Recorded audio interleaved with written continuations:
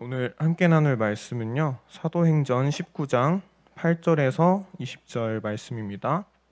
바울이 회당에 들어가 석 달 동안 담대히 하나님 나라에 관하여 강론하며 권면하되 어떤 사람들은 마음이 굳어 순종하지 않고 무리 앞에서 이 도를 비방하거늘 바울이 그들을 떠나 제자들을 따로 세우고 두란노 서원에서 날마다 강론하니라.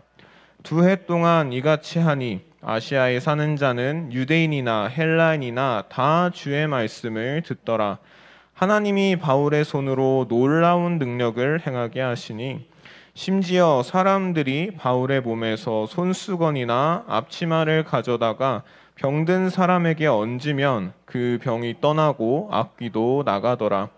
이에 돌아다니며 마술하는 어떤 유대인들이 시험 삼아 악기 들린 자들에게 주 예수의 이름을 불러 말하되 내가 바울이 전파하는 예수를 위지하여 너희에게 명하노라 하더라. 유대의 한 제사장 스게와의 7 아들도 이 일을 행하더니 악기가 대답하여 이르되 내가 예수도 알고 바울도 알거니와 너희는 누구냐 하며 악기 들린 사람이 그들에게 뛰어올라 눌러 이기니 그들이 상하여 벗은 몸으로 그 집에서 도망하는지라. 에베소에 사는 유대인과 헬라인들이 다 이 일을 알고 두려워하며 주 예수의 이름을 높이고 믿은 사람들이 많이 와서 자복하여 행한 일을 알리며 또 마술을 행하던 많은 사람이 그 책을 모아 가지고 와서 모든 사람 앞에서 불사르니 그 책값을 계산한즉 은 5만이나 되더라. 이와 같이 주의 말씀이 힘이 있어 흥왕하여 세력을 얻으니라. 아멘. 오늘 말씀의 배경이 되는 에베소는 당시 최대의 상업 및 교통 중심지였습니다. 많은 사람들이 오가는 곳이다 보니까 일찍이 유대교 회당이 자리 잡고 있었죠. 바울이 어딘가에 하나님 나라를 전할 때는 꼭 습관이 하나 있었는데 바로 먼저 그 유대교 회당을 찾는 일이었습니다. 에베소에서도 마찬가지로 3달 동안 회당에 드나들면서 열심히 하나님 나라를 전파했죠. 그런데 어떤 사람들은 받아들이기는커녕 공개적으로 바울을 비방했습니다. 바울은 하나님 나라를 받아들이지 않는 이들을 떠나서 두란노 서원이라고 하는 곳에 자리를 잡습니다.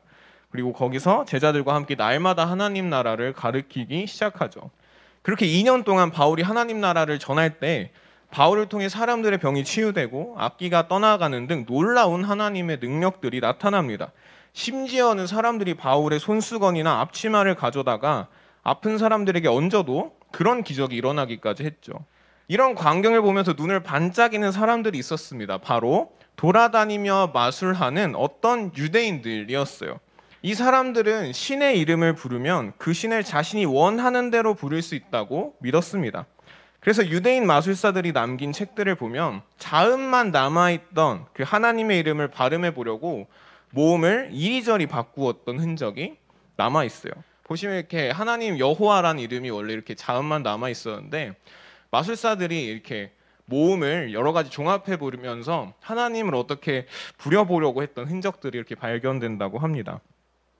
근데 이런 시도를 하고 있던 마술사들이 바울이 놀라운 기적들을 일으키는 것을 보니까 이게 웬 떡인가 싶은 거죠. 하나님의 이름을 어떻게 불러야 될지 몰랐는데 이 마술을 부리고 싶었는데 예수라는 이름은 그냥 거저 주어졌으니까 그냥 부르면 될 것 같아요. 마술사들은 바울이 그랬듯이 자신들이 예수님의 이름으로 명령했을 때 귀신들이 떠나갈 생각을 하니까 너무 신이 납니다. 그래서 얼른 해보고 싶어요. 그래서 당장 악귀 들린 사람을 찾아갑니다. 그리고 마술 주문에 예수님의 이름을 넣어서 외우죠.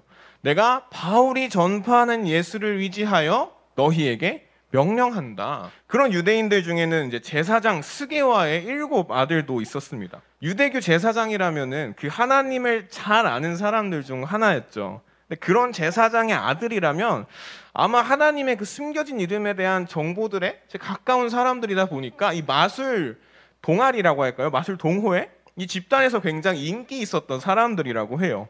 근데 이 인기인들도 마술 모임의 인기인들도 이 예수님의 이름으로 마술을 부려보려고 이제 도전을 하는 거죠. 근데 사람들이 보는 시선이 어땠을까요?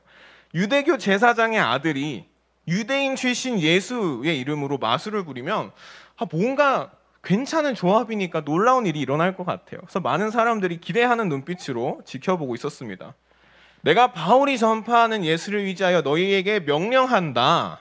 근데 악귀가 대답합니다. 내가 예수도 알고 바울도 아는데 너희는 누구냐? 그리고 뛰어올라서 그 사람들을 깔아뭉개고 흠씬 두들겨 팹니다. 벗어나려고 발버둥 치면 더 두들겨 맞고, 도망가려고 하면 붙잡혀서 두들겨 맞고, 결국 이들은 옷까지 다 벗어던진 후에야 겨우 도망칠 수 있었습니다. 악귀를 무찌르러 갔던 사람들 오히려 악귀가 무찌르는 꼴이 되고 만 것이죠. 이런 우스꽝스러운 모습, 기대를 가득 품고 갔다가 된통당하고 도망치는 이 마술사들의 우스꽝스러운 모습이 어쩌면 우리의 모습은 아닐까 되돌아보게 됩니다. 시게와의 7 아들들은 유대인으로서 하나님을 알고 있던 사람들이었죠. 또 바울을 통해서 예수님도 알게 되었습니다. 그래서 기대가 있었죠. 저 바울에게서 나타난 놀라운 일들이 우리에게도 나타날 거야 하는 기대가 있었습니다. 우리도 이런 기대를 가지고 있죠. 교회를 다니면서 하나님을 알고 예수님을, 성령님을 알게 되었습니다. 성경 속의 그 놀라운 이야기들도 알게 되었습니다. 목사님이 이 성경 속의 이야기가 우리 이야기가 될 거라고 선포하실 때마다 우리는 기대가 되죠. 내 삶에도 이런 놀라운, 최소한 이런 신기한 일이 일어나겠구나. 그러나 현실은 기대와 너무 다르지 않습니까? 마치 마술사들이 악귀를 통제하기는커녕 공격을 받고 비참한 꼴이 된 것처럼 교회 다닌다고 좋은 일이 생기는 것도 아니고 오히려 시간만 뺏기는 것 같다고 느끼지는 않습니까? 왜 바울에게는 하나님의 능력이 나타나고 마술사들에게는 나타나지 않았을까요? 왜 성경 속 이야기가 우리 삶에는 나타나지 않을까요? 그 이유가 뭘까요? 바울에게서 하나님의 그 놀라운 능력이 나타난 이유는 바울이 예수님의 이름으로 마술을 부렸기 때문이 아니었습니다. 단순히 바울이 예수님의 이름을 알았기 때문도 아니었습니다. 바울에게서 하나님의 능력이 나타난 이유는 바울이 예수님을 알았기 뿐만이 아니라 예수님께서도 바울을 알고 계셨으며 하나님께서 바울을 자신의 백성으로 삼으셨기 때문이었습니다. 마술사들은 키보드에 글자를 치면 그대로 입력되듯이 하나님의 능력이 예수님의 이름을 통해서 어떤 마술 주문처럼 나올 줄 알았는데 사실 하나님의 그 능력은 하나님과 바울 사이에 그 관계를 통해서 나타나는 거였죠. 바울이 예수 그리스도의 제자이며 또 하나님 나라의 백성이었기 때문에 하나님께서 바울의 손을 통해서 심지어는 바울의 손수건을 통해서 놀라운 일을 일으키신 거였지 단순히 이름 하나 알았다고 하나님의 능력이 나타난 것이 아니었습니다. 이 사실을 깨달은 에베소 사람들은 예수님이 자신들이 어떻게 할 수 있는 분이 아니라 자신들이 어떻게 할 수 없는 너무나 크신 분이라는 것을 깨닫게 되었습니다. 그리고 그 예수님을 자신들의 그 욕심을 채우는 데 이용하려고 했던 지난 시간들을 반성하게 되죠. 또 그 마술에 빠져있던 많은 사람들은 마술식들을 가져와서 모두 불살라 버립니다. 그 양이 얼마나 많던지 지금 돈으로 약 40억의 가치라고 해요. 왜 이들은 굳이 이렇게 비싼 책들을 불태워야만 했을까요? 우리가 생각해보면 중고로 이렇게 팔아도 되지 않습니까? 또 내 부끄러운 역사라고 보관해도 되지 않습니까? 왜 굳이 이렇게 불태워야만 했을까요? 그 이유는 책을 태우는 행동이 그 책의 내용을 부정한다라는 의미가 있었기 때문입니다.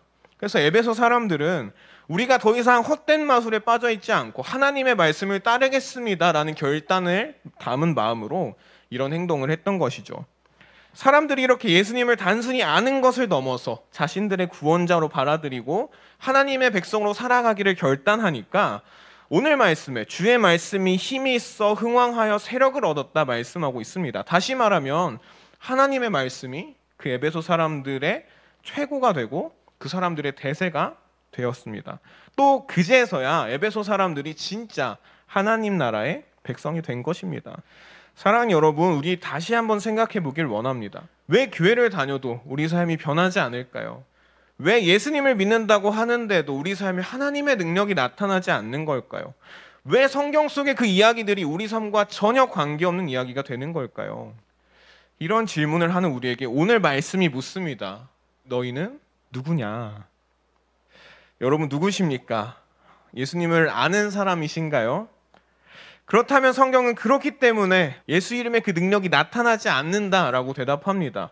하나님의 능력은 부적처럼 마술 주문처럼 내 뜻대로 나타나는 것이 아니기 때문이죠. 하나님의 능력은 하나님과의 그 관계 안에서 나타납니다. 예수 그리스도의 제자, 하나님 나라 백성이란 그 관계 안에서 우리에게 주어지는 것입니다. 그러므로 성경은 우리에게 다시 한번 질문합니다. 너희는 누구냐? 이 질문에 우리는 하나님 나라 백성입니다. 대답할 수 있는 우리가 되기를 주님께서 원하고 계십니다. 하나님 나라의 백성이 된다는 것은 단순히 머리로만 예수님을 알고 단순히 머리로만 성경 이야기를 아는 것으로 되는 것이 아닙니다. 오늘 말씀에서 에베소 사람들이 그들의 그 값비싼 마술책을 불태웠던 것처럼 삶의 반전이 일어나는 결단이 필요합니다. 로마에 가면 로마법을 따르라 라는 옛 말처럼 우리는 하나님 나라의 백성이 되고자 한다면 그 나라에서 요구하는 삶의 방식에 귀를 기울여야 합니다. 두란노 서원에서 바울에게 하나님 나라를 배웠던 그 에베소 사람들처럼 하나님의 말씀에 귀 기울이고 하나님께서 우리가 어떻게 살아가기를 원하고 계시는지 그 말씀에 귀를 기울여야 합니다. 그리고 그렇게 살아내기를 결단해야 하죠. 이렇게 우리가 진정으로 하나님 나라 백성으로 살아갈 때 마술사들이 부러워했던 그 바울에게서 나타난 놀라운 능력들이 우리 삶 가운데서도 나타날 것입니다. 바울의 손수건이나 앞치마만으로도 하나님의 놀라운 기적이 나타났던 것처럼 우리를 통해서 우리 주변 사람들까지도 그 하나님 나라를 경험하게 될 것입니다. 하나님께서는 그분의 자녀들에게, 그 나라의 백성에게 아낌없는 사랑과 놀라운 능력을 베푸시는 분이기 때문이죠. 그러므로 우리는 우리에게 이렇게 질문해야 됩니다. 나는 누구인가? 이 질문에 나는 하나님의 자녀입니다. 나는 하나님 나라 백성입니다. 나는 예수 그리스도의 제자입니다. 자신 있게 답변할 수 있는 우리 한 사람 한 사람 되기를 주님께서 원하고 계십니다. 그렇게 성경 속 놀라운 이야기들을 우리 삶에서도 경험하는 하나님의 백성이 되기를 주님의 이름으로 축복합니다.